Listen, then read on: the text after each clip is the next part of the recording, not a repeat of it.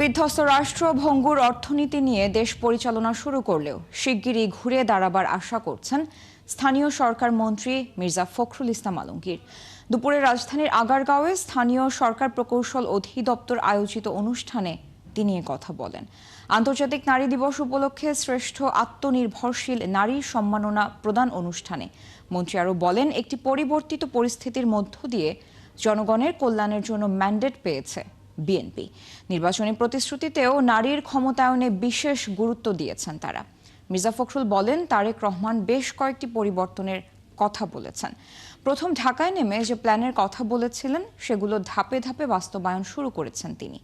অনুষ্ঠানে সারা দেশ থেকে বাছাই করে 9 জন আত্মনির্ভরশীল নারীর হাতে সম্মাননা তুলে দেওয়া হয়।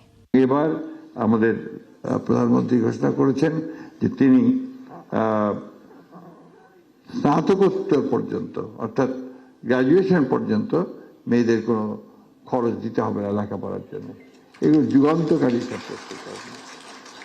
আমরা আপনারা সবাই জানি যে আমরা একটা বিধ্বস্ত অর্থনীতি, বিধ্বস্ত একটা সমাজ, বিধ্বস্ত একটা রাষ্ট্র কাঠামো নিয়েই আমরা কাজ শুরু করেছি।